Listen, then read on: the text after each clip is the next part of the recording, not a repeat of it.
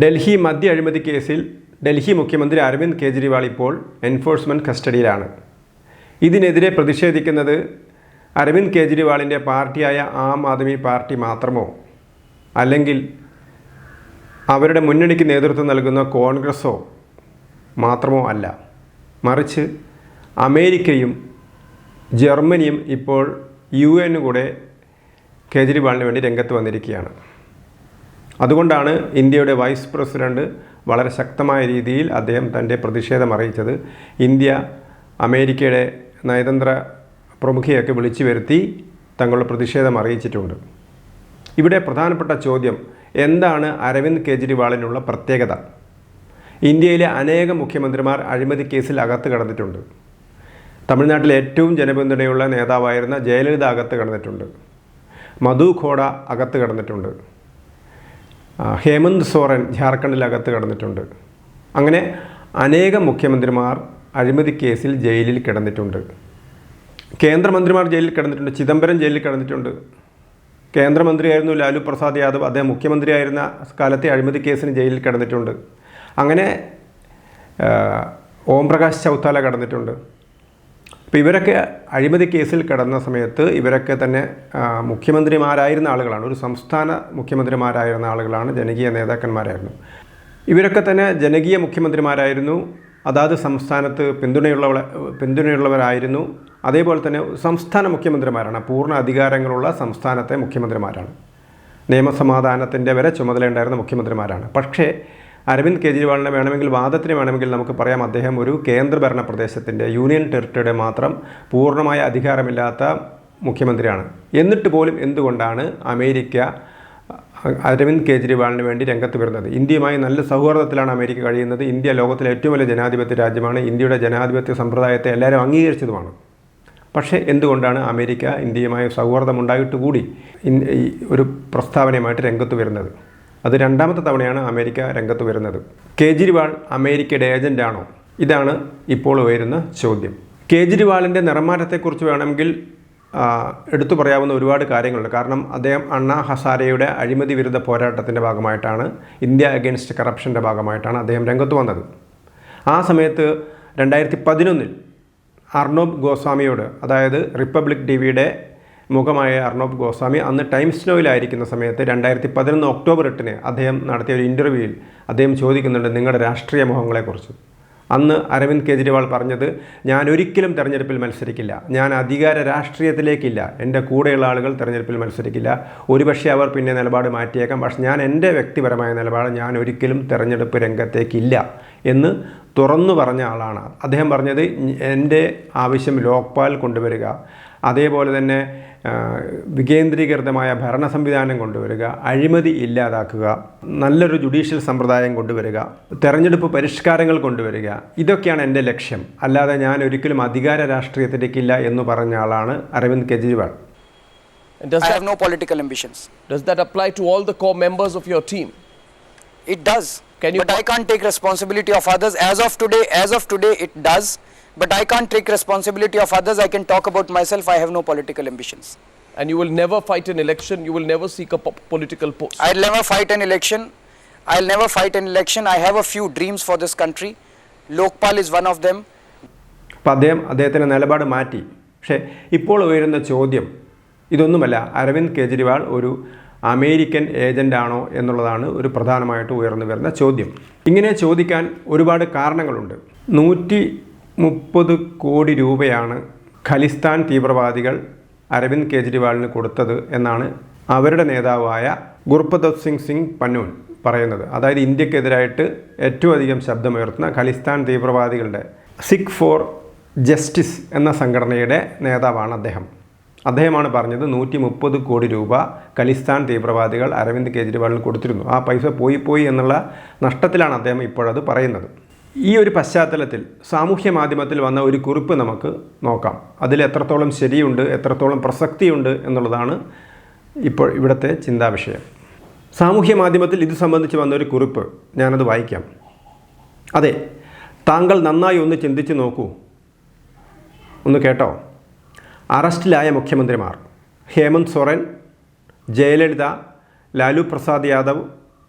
അരവിന്ദ് കെജ്രിവാൾ, ചന്ദ്രബാബു നായിഡു, ഓം പ്രകാശ് ചൗത്താല, മധു കോട. ഇതിൽ കേജ്രിവാൾ ഒഴികെ 7-ൽ 6 പേർ അറസ്റ്റിലായപ്പോഴും അമേരിക്ക വാ തുറന്നിട്ടില്ല. അതെന്തുകൊണ്ടാണെന്ന് നോക്കുമ്പോഴാണ് പേടിപ്പെടുത്തുന്ന പല കാര്യങ്ങളും തെളിഞ്ഞു വരുന്നത്. 6 പേരും പൂർണ്ണ സ്വാതന്ത്ര്യമുള്ള സംസ്ഥാനങ്ങളുടെ മുഖ്യമന്ത്രിമാരായിരുന്നു. എന്നാൽ കേജ്രിവാൾ വെറും ഒരു കേന്ദ്രഭരണ പ്രദേശത്തിൻ്റെ മുഖ്യമന്ത്രിയാണ്. എന്നിട്ടും എന്തുകൊണ്ട് അമേരിക്ക 2 തവണ ശബ്ദിച്ചു? 2000-ൽ പരിവർത്തൻ എന്ന പേരിൽ കേജ്രിവാൾ ഒരു NGO തുടങ്ങി, non governmental organisation. Transparency international എന്നു പേരുള്ള ഫോർഡ് ഫൗണ്ടേഷൻ്റെ NGO ആണിത്. 2002-ൽ കേജ്രിവാൾ അശോക ഫൗണ്ടേഷൻ്റെ അംഗമായി. ഫോർഡ് ഫൗണ്ടേഷൻ്റെ മറ്റൊരു ട്രസ്റ്റാണ് അശോക. 2006-ൽ കേജ്രിവാളിന് മാക്സസെ അവാർഡ് കിട്ടി. ഫോർഡ് ഫൗണ്ടേഷൻ സ്പോൺസർ ചെയ്യുന്ന അവാർഡാണിത്. ഫോർഡ് ഫൗണ്ടേഷൻ ഉപയോഗിച്ചാണ് അമേരിക്കൻ രഹസ്യാന്വേഷണ വിഭാഗമായ CIA അവരുടെ വിശ്വസ്തരിലേക്ക് പൈസ എത്തിക്കുന്നതെന്ന് ജേർണലിസ്റ്റായ ജെയിംസ് പെട്രാസ് തൻ്റെ ലേഖനത്തിൽ പറയുന്നുണ്ട്. ബ്രിട്ടീഷ് ജേർണലിസ്റ്റായ ഫ്രാൻസിസ് ടോണർ സൗണ്ടർ തൻ്റെ ഹൂ പെയ്ഡ് ദ പൈപ്പർ എന്ന പുസ്തകത്തിൽ CIA-യും ഫോർഡ് ഫൗണ്ടേഷൻ തമ്മിലുള്ള ബന്ധത്തെക്കുറിച്ച് പറയുന്നുണ്ട്.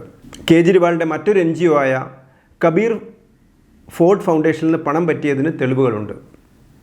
ആരെയും ഉണർത്താതെ CIA-ക്ക് ആവശ്യമുള്ള സ്ഥലത്ത് പൈസ എത്തിക്കാൻ കഴിയുമെന്നതുകൊണ്ടാണ് ഫോർഡ് ഫൗണ്ടേഷൻ പോലെയുള്ള സ്ഥാപനങ്ങൾ ഉപയോഗിക്കുന്നത്. മറ്റു രാജ്യങ്ങളെ അസ്ഥിരപ്പെടുത്താൻ ഇവർക്ക് ഏറ്റവും നല്ല മാർഗം ഇതുതന്നെ. കേജ്രിവാളിൻ്റെ പണ്ടത്തെ വിശ്വസ്തനായ കുമാർ വിശ്വാസ് പറഞ്ഞത് കേജ്രിവാളിന് പഞ്ചാബ് ഒരു പുതിയ രാജ്യമാക്കാനും അതിൻ്റെ പ്രധാനമന്ത്രിയാകാനും താല്പര്യമുണ്ട് എന്നാണ്. 1 വർഷം പിന്നിടുമ്പോൾ പഞ്ചാബിൽ ഖലിസ്ഥാനികൾ നടത്തുന്ന ആക്രമണങ്ങൾ കാണുമ്പോൾ അയാൾ അന്ന് പറഞ്ഞത് ശരിയാണെന്ന് മനസ്സിലാക്കാം. ഖലിസ്ഥാൻ തീവ്രവാദിയെ മോചിപ്പിക്കാൻ 130 കോടി രൂപ കേജ്രിവാൾ കൈപ്പറ്റിയെന്നാണ് മറ്റൊരു തീവ്രവാദിയായ ഗുർപന്ത് സിംഗ് പന്നൂൻ പറഞ്ഞത്. കേജ്രിവാൾ അറസ്റ്റിലായതുകൊണ്ട് 130 കോടി രൂപ നഷ്ടപ്പെട്ടു എന്നതുകൊണ്ട് മാത്രമാണ് പന്നൂൻ അത് തുറന്നു പറഞ്ഞത്. ഖലിസ്ഥാനികളുടെ പണത്തിൻ്റെയും സ്വാധീനത്തിൻ്റെയും പിൻബലത്തിലാണ് പഞ്ചാബിൽ ആം ആദ്മി ഭരണം പിടിച്ചതെന്ന കാര്യം മനസ്സിലാക്കാനായി മുകളിൽ പറഞ്ഞ 2 സംഭവങ്ങളും ചേർത്ത് നോക്കിയാൽ മതി. അരുന്ധതി റോയ് സിസോദിയെക്കുറിച്ചും കേജ്രിവാളിനെക്കുറിച്ചും പറയുന്നത് അണ്ണാ ഹസാരെയുടെ ഇമേജ് മുതലാക്കി മാത്രമാണ് കേജ്രിവാൾ വെറും 16 വർഷം കൊണ്ട് മുഖ്യമന്ത്രിയായത് എന്നാണ്. കൂടാതെ എന്തിനാണ് ഫോർഡ് ഫൗണ്ടേഷൻ പോലെയുള്ളവർ ഇവിടെയുള്ള പൊളിറ്റിക്സിനെ നിയന്ത്രിക്കാൻ ശ്രമിക്കുന്നത് എന്നും അരുന്ധതി ചോദിക്കുന്നു. 10 വർഷം മുമ്പേ ഇന്ത്യൻ ചാരസംഘടനയായ റോ അംഗമായ രവി ശേഖർ നാരായൺ സിംഗ് പറഞ്ഞത് ഓർമ്മ വരുന്നു. അരവിന്ദ് കെജ്രിവാൾ ഭാരതത്തിന് ഭീഷണിയാണ്. ഈ വാദത്തിനകത്ത് ചിലപ്പോൾ ചില എക്സാജറേഷൻസ് കാണും, ചിലപ്പോൾ സത്യം കാണും, ചിലപ്പോൾ അർദ്ധസത്യങ്ങൾ കാണും, ചിലത് അസത്യമായിരിക്കാം. പക്ഷേ വളരെ നിർണായകമായ ചോദ്യമാണ് ഉയർത്തുന്നത്. കാരണം പഞ്ചാബിൽ അശാന്തി പടരാൻ കഴിവുള്ള സംഘടനകൾ ഇപ്പോഴും വളരെ സജീവമാണ്. ഈ സംഘടനകൾക്ക് താങ്ങും തണലുമായി കേജ്രിവാൾ നിന്നോ എന്നുള്ളതാണ് ഒരു പ്രധാനപ്പെട്ട സംശയം. എന്തുകൊണ്ടാണ് ഒരു വ്യാജ ലെറ്റർ വ്യാപകമായി പരന്നിരുന്നു. അതായത് സിഖ് ഫോർ ജസ്റ്റിസ് ആം ആദ്മി പാർട്ടിക്ക് വോട്ട് ചെയ്യാൻ വേണ്ടി അഭ്യർത്ഥിച്ചു എന്നൊരു ലെറ്റർ പരന്നിരുന്നു. അതുകൊണ്ടാണ് ആം ആദ്മി പാർട്ടിക്ക് യാതൊരു സ്വാധീനവുമില്ലാത്ത പല പ്രദേശങ്ങളിലും കഴിഞ്ഞ 2022-ലെ പഞ്ചാബ് തെരഞ്ഞെടുപ്പിൽ ആം ആദ്മി പാർട്ടി വിജയിച്ചതെന്നുള്ളൊരു ആരോപണമുണ്ട്. ഈ കത്ത് ശരിയാണെന്ന് പറയാൻ ആം ആദ്മി പാർട്ടി നേതാവ് തങ്ങളെ സമീപിച്ചതായി സിഖ് ഫോർ ജസ്റ്റിസിൻ്റെ നേതാക്കൾ പറയുന്നതും ആ കത്തുകളും സാമൂഹ്യ മാധ്യമങ്ങളിലൊക്കെ പ്രചരിച്ചതാണ്. പലപ്പോഴും ഈ സിഖ് ഭീകര സംഘടനകൾ ഇന്ത്യയിലെ രാഷ്ട്രീയ നേതാക്കളെ ഭീഷണിപ്പെടുത്താറുണ്ട്. 1995-ൽ ഭീകരവാദികളുടെ സ്ഫോടനത്തിൽ കൊല ചെയ്യപ്പെട്ട കോൺഗ്രസ്സുകാരനായ പഞ്ചാബ് മുഖ്യമന്ത്രി ബിയാൻ സിംഗ്, ബിയാൻ സിംഗിൻ്റെ ഗതി നോക്കൂ എന്നാണ് അവർ പറയുന്നത്. അതേപോലെ തന്നെ തങ്ങളെ ശക്തമായിട്ട് എതിർത്ത മുഖ്യമന്ത്രിമാരായ അമരീന്ദർ സിംഗ്, പ്രകാശ് സിംഗ് ബാദൽ തുടങ്ങിയ ആളുകളുടെ രാഷ്ട്രീയമായ മരണം എന്ന് വെച്ചാൽ അവർ രാഷ്ട്രീയമായി ഇല്ലാതായി എന്നാണ് സിഖ് തീവ്രവാദികൾ പറയുന്നത്.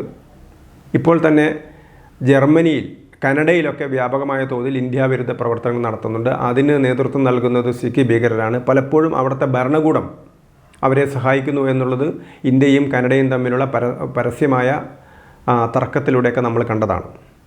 അതേപോലെ തന്നെ ആം ആദ്മി പാർട്ടിക്കകത്തേക്ക് വ്യാപകമായ തോതിൽ തീവ്രവാദികൾ കടന്നു കയറിയിട്ടുണ്ട് എന്നുള്ളതിൻ്റെ ഏറ്റവും വലിയ ഉദാഹരണമാണ് 2020-ൽ ഡൽഹി റൈറ്റ്സിൽ, ഡൽഹിയിൽ നടന്ന കലാപത്തിൽ, അതായത് പൗരത്വ വിരുദ്ധ പ്രക്ഷോഭത്തിനെ തുടർന്ന് ഡൽഹിയിലുണ്ടായ കലാപത്തിൽ പ്രതിയായ താഹിർ ഹുസൈൻ എന്ന് പറയുന്നത് ആം ആദ്മി പാർട്ടിയുടെ പ്രമുഖനായ നേതാവായിരുന്നു.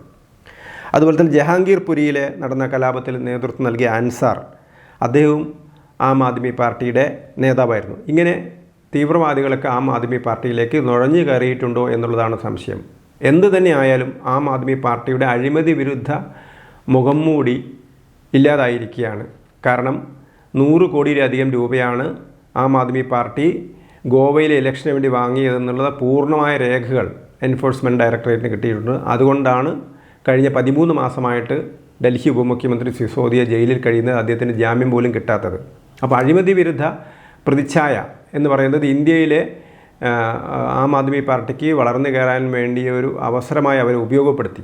അപ്പോൾ ഇന്ത്യയിലെ എല്ലാ വിധത്തിലുള്ള അൺട്രസ്റ്റുകളെയും അല്ലെങ്കിൽ ഇന്ത്യയിൽ എല്ലാ തരത്തിലുള്ള മൂവ്മെൻറ്റ്സിനെയും വളരെ ശക്തമായിട്ടാണ്, വളരെ കാര്യമായിട്ടാണ് അമേരിക്ക വീക്ഷിക്കുന്നത്. അപ്പോൾ വളർന്നു വരുന്ന മൂവ്മെൻറ്റ്സിനൊക്കെ അവർ പണം കൊടുക്കുന്നു, തങ്ങളുടെ ആളുകളെ ഉണ്ടാക്കിയെടുക്കാൻ ഇന്ത്യയുടെ രാഷ്ട്രീയത്തിൽ എപ്പോഴും കൈകടത്താൻ വേണ്ടി അമേരിക്ക ശ്രമിക്കുന്നു എന്നുള്ളത് വളരെ സത്യമാണ്. പക്ഷേ യഥാർത്ഥത്തിൽ അമേരിക്ക ഇന്ത്യയിൽ നടത്തുന്ന കൈകടത്തലിനെതിരെ പലപ്പോഴും ശബ്ദിക്കുന്ന ഇടത് പാർട്ടികൾ പോലും ഇപ്പോൾ അമേരിക്കയുടെ ഇടപെടുന്നതിനെതിരെ ഒരു ശബ്ദം പോലും, ഒരു പ്രതികരണം പോലും നടത്തിയില്ല എന്നുള്ളതാണ് വളരെ നമ്മളെ എല്ലാവരും അത്ഭുതപ്പെടുന്നു. സത്യത്തിൽ അത്ഭുതപ്പെടുത്തേണ്ട കാര്യമല്ല. അമേരിക്ക എതിർക്കുന്നവർക്ക് പോലും അമേരിക്കൻ താല്പര്യമുണ്ടാവും. അവർ പരസ്യമായി എതിർക്കുന്നു എന്നുള്ളത് അതുപോലും അത് അവരുടെ ഒരു മുഖംമൂടിയാണെന്ന് ചിലപ്പോൾ നമുക്ക് മനസ്സിലാക്കാൻ കഴിയും. അപ്പം അതുകൊണ്ട് അമേരിക്ക ഇന്ത്യയിലെ കാര്യങ്ങളിൽ നടത്തിയ ഇടപെടൽ അത് ഒരുപക്ഷെ അമേരിക്ക നടത്തിയ ബുദ്ധിപരമല്ലാത്തൊരു നീക്കമാണ്. കാരണം അമേരിക്കയുടെ ഇൻവോൾവ്മെൻറ്റ് പുറത്തു വരുന്ന ഒരു സംഭവമാണ്. ഇന്ത്യ അമേരിക്കയുമായിട്ട് വളരെ നയതന്ത്രപരമായിട്ട് വളരെ സൗഹാർദ്ദത്തിൽ കഴിയുന്നൊരു രാജ്യമാണ്. അങ്ങനെ ഒരു രാജ്യത്തിൻ്റെ ആഭ്യന്തര കാര്യത്തിൽ വരെ ഇടപെടാൻ അമേരിക്കയെ ശ്രമിക്കാൻ പ്രേരിപ്പിക്കുന്നത് ഇത്തരത്തിലുള്ള ശക്തികൾക്ക് അമേരിക്കയിലുള്ളൊരു സ്വാധീനമായിരിക്കാം എന്നാണ് നമുക്ക് കണക്കാക്കേണ്ടത്. ഏതായാലും ഈ വക കാര്യങ്ങളൊക്കെ തന്നെ ഇത് അഴിമതിയുടെ മാത്രം കാര്യമല്ല, ഇത് നമ്മുടെ രാജ്യസുരക്ഷയുമായി ബന്ധപ്പെട്ട കാര്യങ്ങളാണ്. ഈ കാര്യങ്ങളൊക്കെ തന്നെ ഉടൻ തന്നെ പുറത്തു വരും എന്നുള്ളതിൽ യാതൊരു സംശയവുമില്ല. കൂടുതൽ വാർത്തകളും വീഡിയോകളും ലഭ്യമാക്കാൻ Malayali news live .com subscribe ചെയ്യുക.